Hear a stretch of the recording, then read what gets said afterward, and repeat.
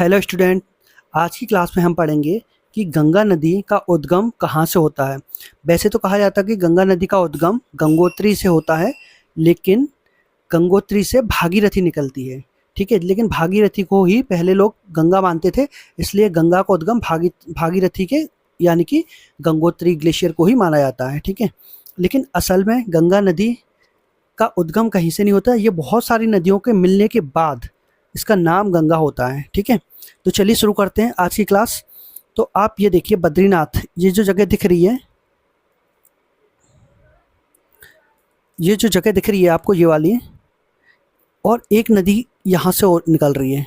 तो ये वाली नदी है, ये अलकनंदा है, और इसको इस क्षेत्र में विष्णु गंगा भी कहा जाता है। कौन सी नदी है? विष्णु गंगा। ठीक है, तो ये वाली नदी को इस क्षेत्र में विष्णु गंगा भी कहा जाता है। और ये नदी है, ये है धौली गंगा। ठीक है, ये कौन सी नदी है? धौली गंगा। तो धौली गंगा का उद्गम होता है नीति घाटी से। कहाँ से होता है? नीति घाटी। ठीक है, और ये है बद्रीनाथ के पास से निकलती है, जिसका उद्गम होता है सतो पंथ हिमानी। सतोपंथ हिमानी से इसका उद्गम होता है विष्णु गंगा का, या अलकनंदा नदी भी इसको कहा जाता है। ठीक है, तो ये है विष्णु गंगा और ये है धौली गंगा। इन दोनों का संगम होता है इस जगह पर। ठीक है, तो इस संगम को ही कहा जाता है विष्णु प्रयाग।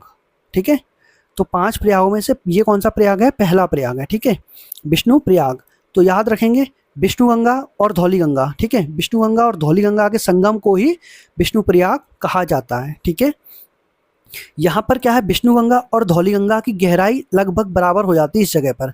दोनों नदियाँ बराबर गहरी हैं, इसलिए यहाँ से नदी का नाम बदल जाए, क्योंकि भूगोल में ऐसा नियम है कि जब दो नदियाँ समान गहराई की होती हैं तो आगे बढ़ने पर वो जब मिलती हैं तो उसका नाम बदल के अगला नाम हो जाता है। ठीक है, तो यहाँ से इस नदी का नाम हो जाता है अलकनंदा। ठीक है, कौन सा हो जाता है? अलकनंदा। ठीक है, तो यहाँ से ये नदी बढ़ती है आगे अलकनंदा के रूप में यहाँ तक। ठीक है, और यहाँ से एक नदी आती है नंदाकिनी। कौन सी नदी आती है? नंदाकिनी। ठीक है, तो ये नदियाँ इस जगह पे आकर मिलती हैं, अलकनंदा और नंदाकिनी।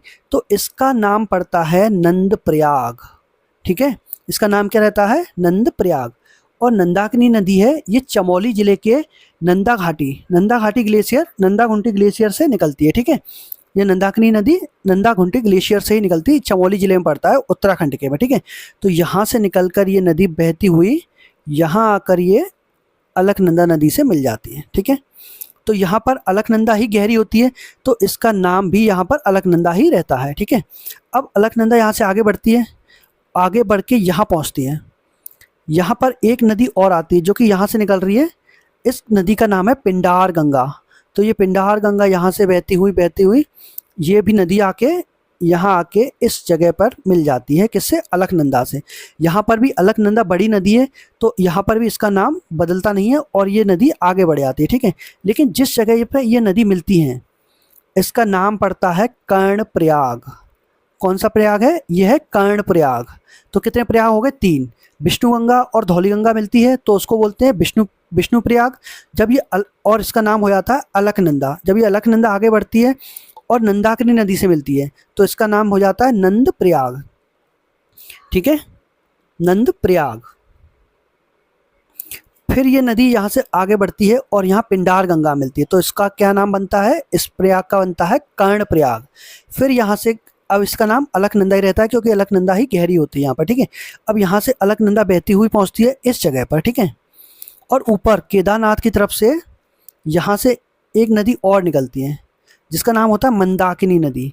और मंदाकिनी नदी बहती हुई आती है यहाँ ये ऐसे था, और ये नदी भी यहाँ आके इसमें मिल जाती है। तो मंदाकिनी नदी का उद्गम स्थल है चोराबारी। क्या है? एक जगह है चोराबारी ग्लेशियर। चोराबारी ग्लेशियर है, उसमें से निकलती है मंदाकिनी। ठीक है, तो ये मंदाकिनी नदी बहती हुई यहाँ आकर मिलती है किससे?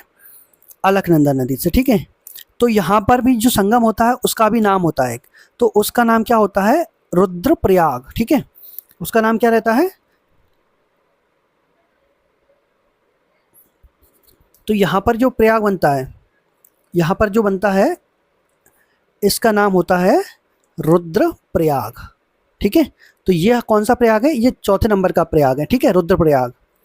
फिर क्या होता है, फिर ये अलकनंदा यहाँ से आगे बढ़ती है, यहाँ से बढ़ती हुई ये यहाँ तक पहुँचती है।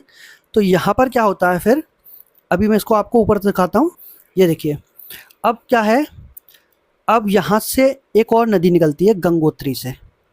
ठीक है, अब क्या होता है, यहाँ से ये गंगोत्री से एक और नदी निकलती है। ये गंगोत्री हिमानी है, यहाँ से निकलती है भागीरथी, और भागीरथी यहाँ से बहते नीचे आती है।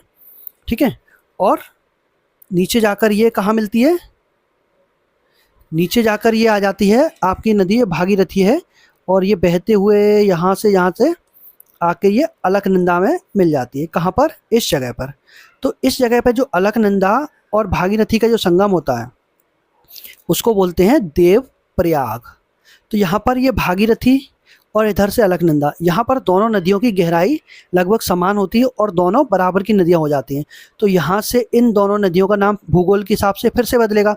तो यहाँ से जो नदी बनती है उसका नाम होता है गंगा। तो ये जो नदी है आगे बढ़ रही है, ये नदी है गंगा। तो आप समझ गए होंगे कि गंगा नदी कहीं से नहीं निकलती, गंगा नदी बहुत सारी नदियों से मिलने के बाद बनती है। ठीक है, तो एक बार से फिर से देख लेते हैं सारे पांचों प्रयागों के नाम को, दोबारा से मैं आपको बता देता हूँ। ये देखिए, विष्णु गंगा और धौली गंगा, इनका संगम होता है विष्णु प्रयाग। ठीक है, और आगे चलकर ये नंदाकिनी नदी से मिलती है तो उसका बनता है फिर नंद प्रयाग। ठीक है, फिर ये आगे बढ़ती है और पिंडार नदी से मिलती है तो यहाँ पर क्या बनता है? कर्ण प्रयाग। और फिर ये अलकनंदा आगे बढ़ के मंदाकिनी से मिलती है तो वहाँ पर बनता है फिर रुद्रप्रयाग। और जब ये अलकनंदा भागीरथी से मिलती है तो उसको वो बनता है फिर देवप्रयाग। ठीक है, देवप्रयाग। ठीक है, तो आपको पांचों प्रयाग समझ आ गए होंगे, और गंगा नदी भी कैसे बनती है ये भी आपको समझ आ गया होगा। तो आशा करता हूँ आपको ये वीडियो समझ आ गई होगी। अगर वीडियो इन्फॉर्मेटिव लगा हो तो अपने दोस्तों के साथ शेयर करें और भी लोगों को भेजें जो ये नहीं जानते हैं कि गंगा नदी का उद्गम कैसे होता है। ठीक है, तो चलिए आज की क्लास में बस इतना ही, मिलते हैं किसी अगली क्लास में। तब तक के लिए जय हिंद, जय भारत, धन्यवाद।